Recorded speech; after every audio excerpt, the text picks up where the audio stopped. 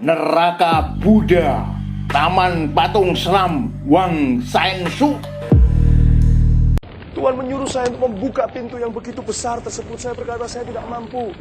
Tapi Tuhan memberi saya kemampuan ketika saya jamah gerbang tersebut. Gerbang itu terbuka oleh kuasa Tuhan. Dan panas itu segera menerpa dada saya seperti mau mati rasanya. Saya melihat seorang wanita yang belum lama mati. Sebab dia berdiri di dekat gerbang di mana tempat saya berdiri. Dan wanita itu dikelilingi oleh begitu banyak roh-roh jahat yang ia layani selama hidup ini di dalam dosa. Dan saya melihat wanita itu diikat pada sebuah kayu. Dan iblis-iblis itu berkata, ayo berdusta, seolah-olah mempermainkan dia. Tuhan memberi saya pengertian bahwa wanita ini adalah wanita yang berselingkuh di dalam hidupnya.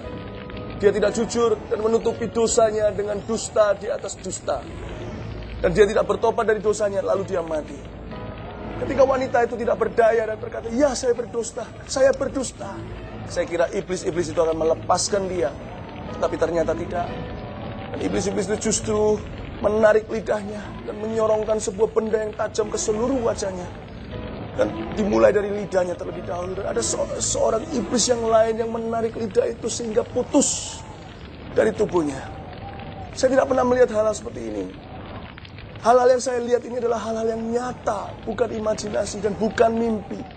Adalah neraka yang nyata dan benar-benar ada. Meskipun segala yang terjadi di sana adalah supranatural, tidak ada orang bisa mati. Setiap orang yang disiksa pun tak akan pernah mati lagi. Tetapi semuanya itu nyata. Karena dunia, kehidupan yang selama-lamanya jauh lebih nyata daripada kehidupan yang sekarang kita alami.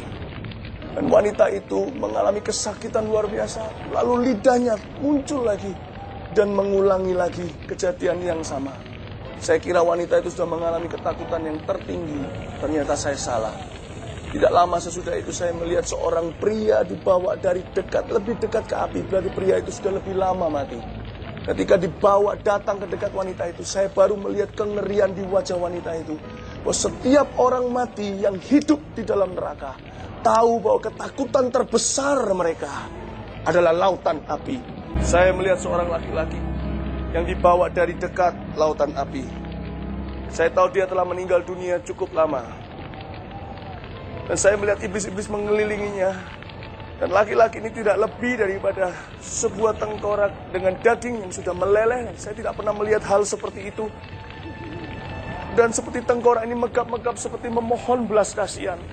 Ketika iblis-iblis itu menyerukan kepadanya, ayo masturbasi, ayo masturbasi. Dan saya kira mereka akan menyiksanya atau meninggalkannya. Yang mana tidak mungkin meninggalkannya. Tapi bukan semua itu yang terjadi. Mereka membiarkannya, mendiamkannya. Lalu tiba-tiba keluar dari dalam tubuh dan tengkoraknya. Keluar ulat-ulat yang tidak pernah saya lihat ada di dunia ini. Dimulai dari kemaluannya, lubang kemaluannya. Dan mulai dari lubang matanya, lubang telinganya. Dan mulai keluar ulat-ulat ke sekujur tubuhnya. Dan menjilat daging yang telah meleleh.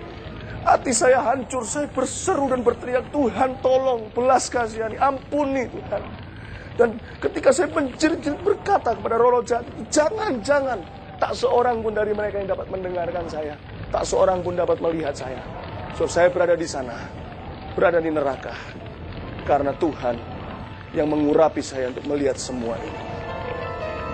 Taman ini mengingatkan saya pada komik neraka yang dulu saya lihat saat SD. Tentu rekan-rekan sepantaran mengetahuinya. Komik itu diawali dengan kisah Isra Mi'raj, maka sering disebut-sebut sebagai komik Islam.